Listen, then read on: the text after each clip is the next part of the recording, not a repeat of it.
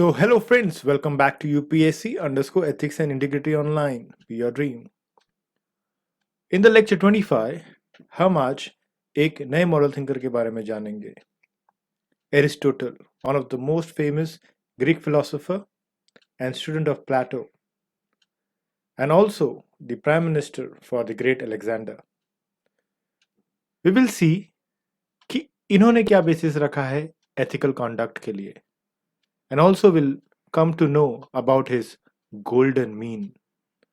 और उसके पहले follow us on Instagram, Facebook, Telegram for your free Hindu paper, and do not forget to subscribe our channel on YouTube and hit the bell icon for further notifications.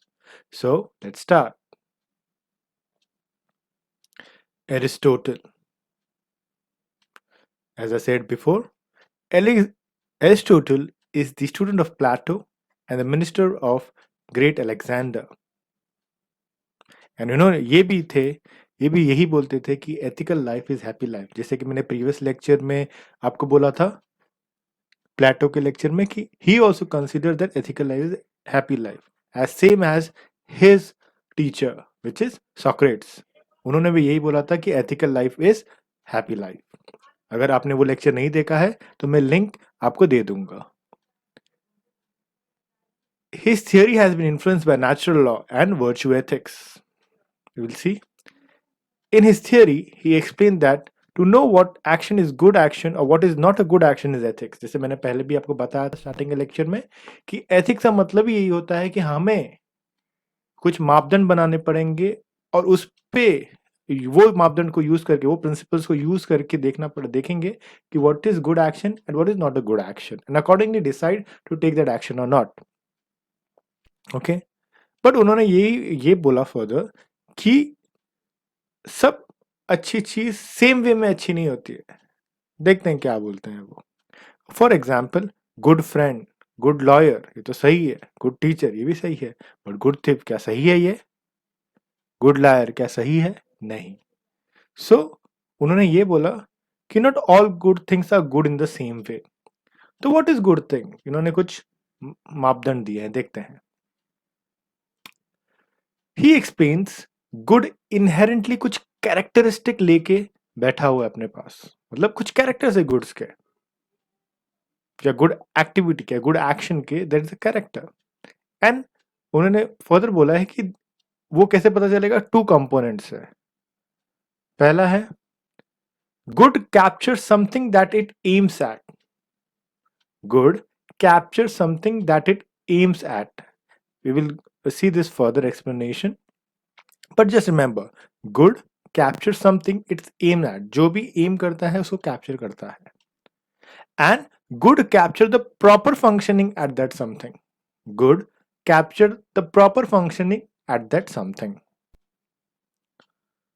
अब इस to criteria को explain किया है उन्होंने कि human action क्या M करता है एंड क्या है proper functioning of human action. So अब पहला क्वेश्चन देखते हैं. In order to explain the aim of human action, he heavily depended on natural law. Let's see what is natural law. He says that every life form has inherent design or map, thereby every life form is expected to move towards a goal. Any action done to achieve that goal is a good action. See, natural law का मतलब ये है कि जैसे कि आपने example देखा होगा, बहुत सारी चिड़िया एक डायरेक्शन में जाती रहती हैं, या आपने स्वान को देखा रहेगा जो साइबेरिया से आते हैं. तो ये उनमें उन्होंने सीखा नहीं है, बट ये इनहेरेंटली उसके अंदर है. ये पता करना इनहेरेंटली है, उस वजह से साइबेरिया से वो इंडिया आ जाती है. वैसे ही ह्यूमन बीइंग को भी हम फर्दर भी देखेंगे, जैसे और एक्सप्लेनेशन होगा और क्लैरिटी आएगी. ये चीज है अंदर ही, ठीक है. अगर वो उस हिसाब से एक्शन करता है तो वो एथिकल एक्शन है, ठीक है.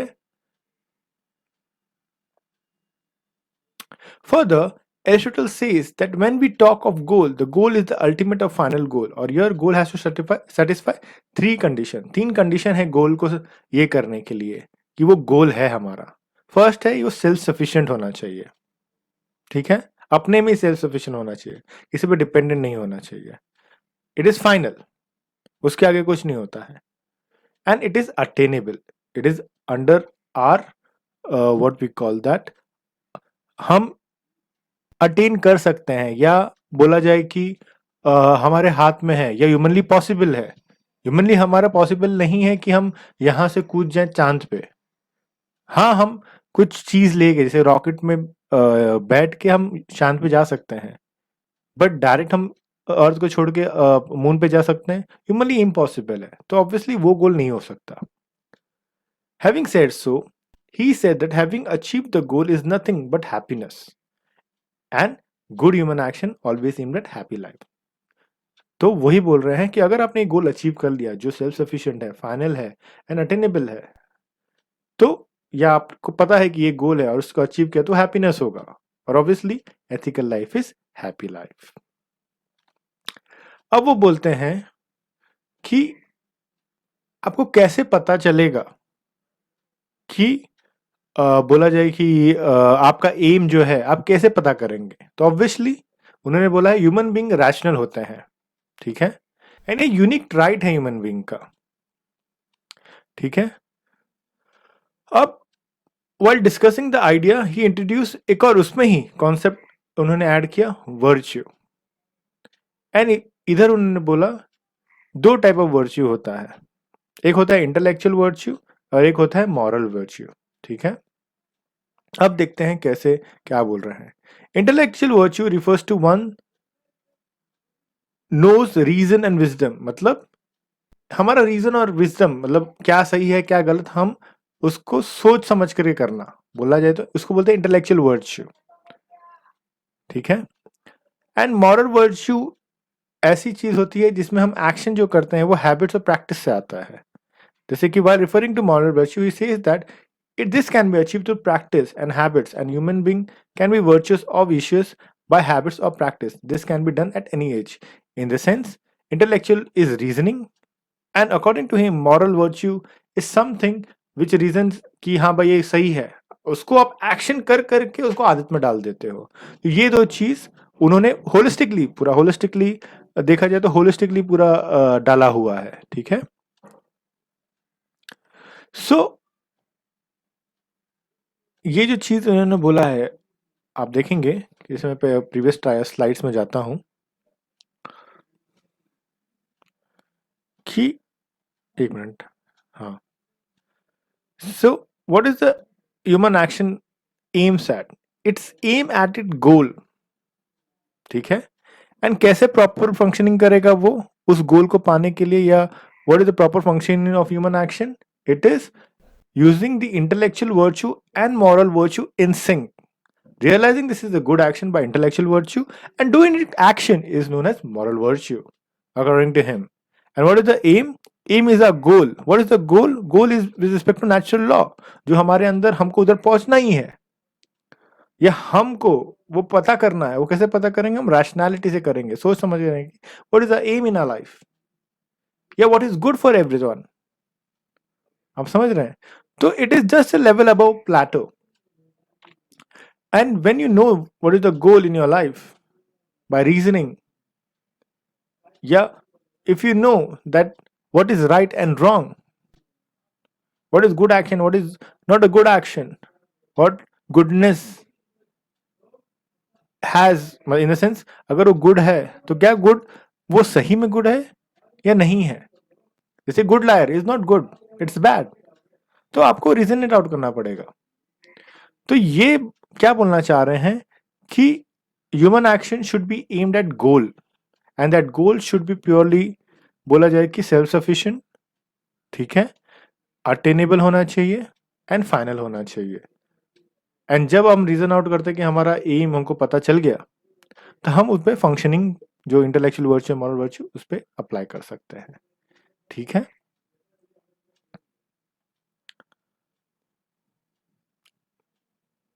Now we will see Aristotle golden concept of golden mean. अब एरिस्टोटल ने ये बोला है कि जब भी कोई भी ह्यूमन एक्शन या ह्यूमन बीइंग एक्ट करता है, it should be reasonable and virtuous, means it should be in middle path. It is same as Buddhism कि it should avoid acting excessively either efficiently और deficiently, should be in mid. But उन्होंने कुछ add किया हुआ है, जैसे कि इन्होंने एग्जाम्पल भी दिया है, देख लीजिए। Aristotle says that courage is golden between good amount of fear and temperance, obviously अपने आप को कंट्रोल करना, is intelligence and over under intelligence and over intelligence, मतलब एक mid path. But golden mean सब जगह लागू नहीं होता, it is not universal, so somewhere it is not applicable as such, कि मारना या मर्डरिंग करना कोई मिडिल पाथ नहीं है कि इसको अधमरा अधमरा कर दो या इसको आधा जिंदा कर दो,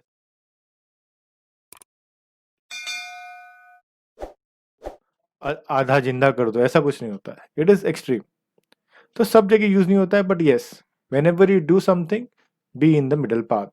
मीन्स बोलने का मतलब क्या है एरिस्टोटल का गोल्डन मीन में, कि as an officer should be neutral, and you can use this Aristotle golden mean concept of golden mean in your answers to write why the officer should be neutral. The reason is, अगर extreme में हुआ तो किसी ना किसी के घर पे बैठ जाएगा। बोलने का मतलब कैसा है कि यू शुड नॉन पार्टीशनशिप। आप बहुत ज्यादा एग्रेसिव हो गए तभी नुकसान है, आप बहुत ज्यादा लीनियंट हो गए तभी बहुत नुकसान है। You have to be aggressive at some point and you have to be lenient at some point. तो इन्होंने फ्लेक्सिबिलिटी की बात की हुई है अगर देखा जाए तो, ठीक है।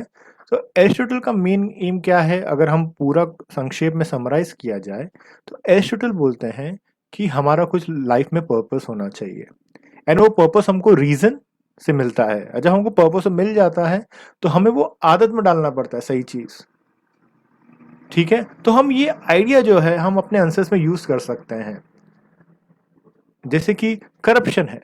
अब करप्शन कैसे हटेगा? करप्शन तभी हट सकता है जब हम उसको समझे कि ये बहुत बड़ा प्रॉब्लम है हमारे सोसाइटी में, एंड वो एक्शन करें अगेंस्ट दैट करप्शन, कि हम नहीं करप्शन एक्ट नहीं करेंगे, एंड जब वो हमारी सोसाइटी में आदत हो जाएगा ऑटोमेटिक करप्शन चला जाएगा। तो ये भी हम पॉइंट डाल सकते हैं। So hope you have understood everything. If any doubts और सजेशंस और anything else, please comment below. Thank you for watching and be safe.